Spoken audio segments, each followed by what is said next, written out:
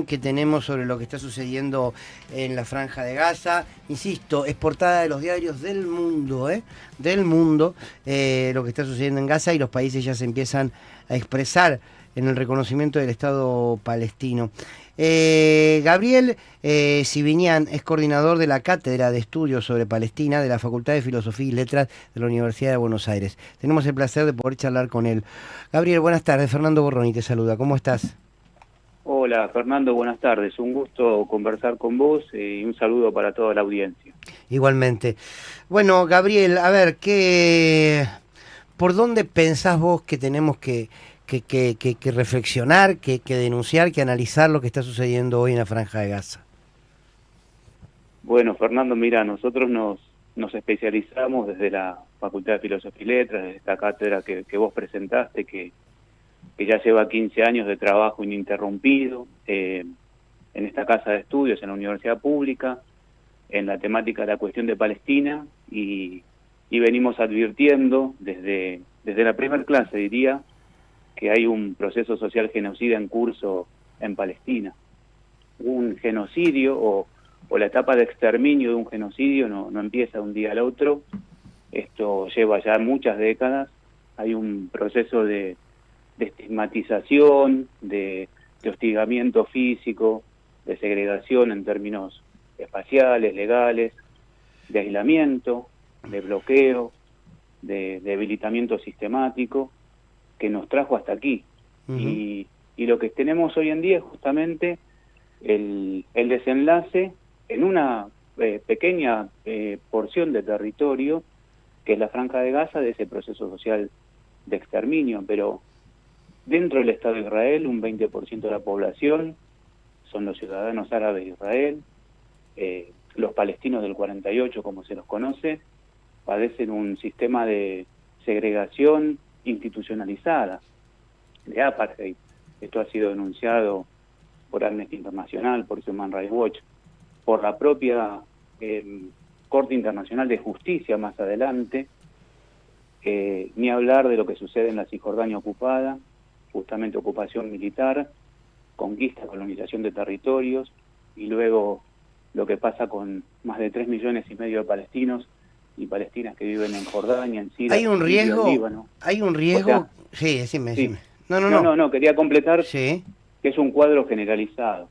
claro. Es un cuadro generalizado de violación sistemática de los derechos humanos que lleva 77 años y que responde, y con esto termino, disculpa Fernando, No, por favor. que responde en realidad a un proyecto de colonialismo en pleno siglo XXI que lleva, insisto, 77 años, en curso cuanto menos.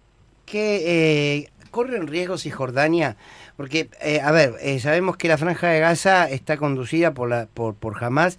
En Cisjordania está la Autoridad Nacional Palestina, pero ¿por qué la Franja de Gaza y Cisjordania, por lo menos no tan abiertamente, no tan visiblemente? Sé que ahí hay una lógica más de colonos que van invadiendo y se van quedando con porciones del territorio en Cisjordania que otras cosas, pero ¿qué diferencia pueden marcar vos? Bueno, en principio sí hay cuestiones que tienen que ver con lo coyuntural y con el propio devenir del proceso histórico, pero las mismas acusaciones que hoy pesan sobre la dirigencia de Hamas pensaron en su momento con la OLP. Claro. Y luego lo que está sucediendo en Gaza es, si no se detiene este proyecto, insisto, de colonialismo, lo que va a suceder en Cisjordania. De hecho, así lo anticipan los propios funcionarios israelíes. Y de hecho ya en Cisjordania hay más de 50.000 desplazados, hay más de 1.000 muertos, básicamente en los campos de Jenin, de Tulkarem, de Nur Shams, y bien como vos decís también hay un proceso de colonización. Lo que no hay que olvidar es que estamos hablando de Gaza y Cisjordania, que aparecen como entidades separadas, disociadas, como que tienen lógicas diferentes, pero ambas son territorios palestinos ocupados. Lo mismo que Jerusalén Oriental, definido por el derecho internacional, definido por el Consejo de Seguridad de Naciones Unidas, por la Corte Internacional de Justicia, por la Asamblea General de Naciones Unidas. Son territorios palestinos ocupados. Uh-huh. Y en esos territorios palestinos ocupados, particularmente en Cisjordania y Jerusalén Oriental, hay 358 colonias ilegales y hay 720.000 colonos y colonas que están también ocupando un territorio que no les pertenece según el derecho internacional. Ajá. Entonces, sí se pueden hacer diferencias, digo, en términos del proceso histórico, pero la conceptualización, insisto, y a eso quería por ahí de manera extensa llegar en la primera pregunta que me hiciste, lo que hay es un proyecto de colonialismo de asentamiento que se está desplegando, que viene a expropiar la tierra al pueblo nativo, que viene a desplazar a ese pueblo nativo para implantar población foránea. A eso resiste el pueblo de Palestina, y cuando digo resiste, digo resistencia en en la acepción más amplia del término.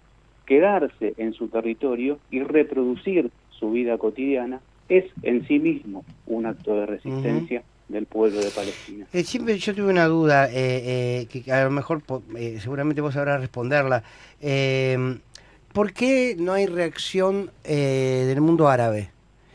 Quiero decir, o quizás la haya y nosotros la desconocemos desde aquí, porque se la ve solo también hasta en la propia zona a Palestina. Bueno, también tiene que ver con este proceso. Lo que pasa es que nosotros pensamos, no sé, imagínate que hubiera la agresión sobre uno de nuestros pueblos o de uno de los pueblos de nuestra América, y pensaríamos que debería haber una solidaridad inmediata, y seguramente que a nivel popular la hay, lo mismo que allí en el mundo árabe. La causa palestina breva en el seno de los pueblos árabes. Claro. Pero luego los sistemas políticos, los regímenes, los estados, responden a intereses que no necesariamente son los del propio pueblo. Y eso sucede también en esa región. No hay que olvidarse que el llamado mundo árabe también estuvo atravesado, por ejemplo, por la Guerra Fría, y hubieron países que han sido y siguen siendo pro-occidentales, y hubieron otros países que enfrentaron al imperialismo en la región. Esas mismas divisiones que nosotros podemos ver hoy aquí en nuestra América. Así que el proceso político hay que seguirlo también.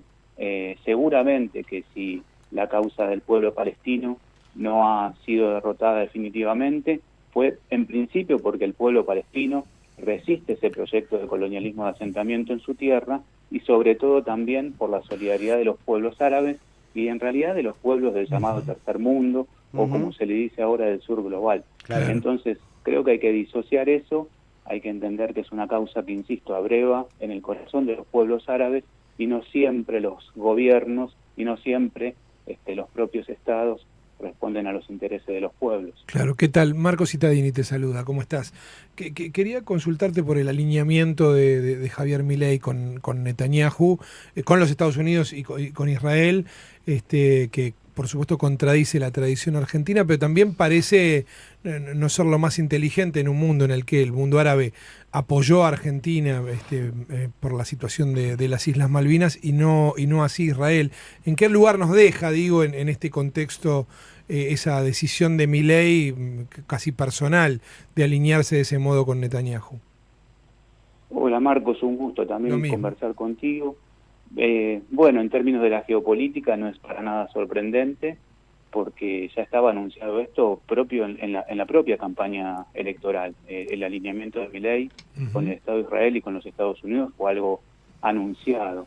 En ese sentido es algo realmente lamentable, y por otra parte que contraría también el derecho internacional. Argentina tiene en su propia Constitución Nacional los pactos internacionales de derechos humanos y la Convención para la Prevención y Sanción del Delito de Genocidio, y está obligada justamente a actuar en consecuencia. En ese sentido hay actuaciones de la Corte Internacional de Justicia a través de la opinión consultiva a la cual hago referencia, de julio del 2024, hay estamentos de Naciones Unidas que plantean justamente el tema de el embargo, de las sanciones, de la ruptura de relaciones diplomáticas en última instancia, o sanciones de tipo diplomáticas que no se están cumpliendo. O sea que no solamente es una movida que es en contra de los intereses y de la posición argentina histórica, sino que contraría el derecho internacional.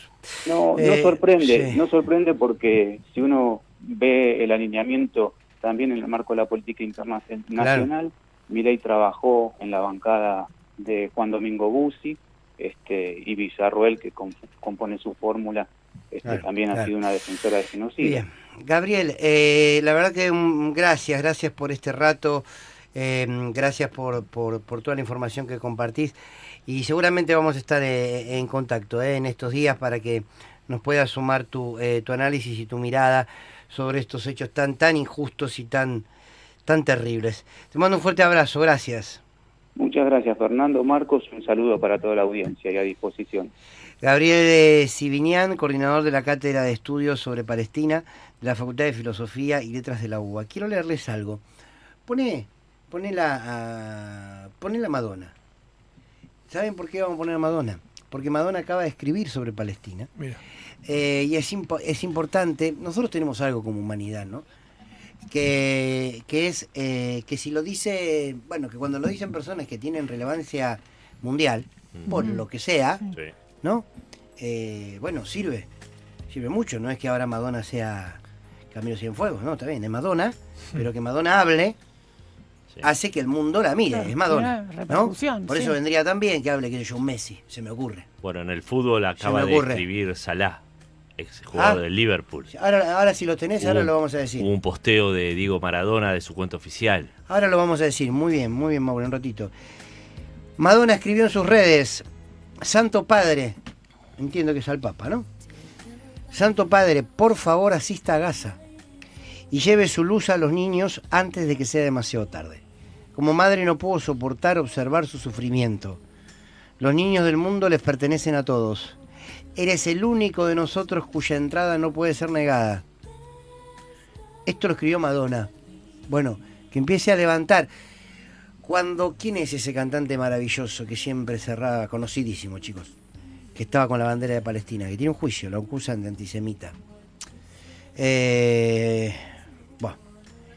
Roger Waters, gracias claro, Julio. claro. Roger Otro. Waters, como lo persiguieron a Roger Waters, El ex bajista hasta el día de de hoy. Pink Floyd. Bueno, Pink ahora Floyd. levantó la voz Madonna, la van a perseguir a Madonna también. Digo, bueno, y acá después vamos a ver el mundo del fútbol nuestro. A ver, hay que hacer la voz. Es lo único que podemos hacer desde aquí.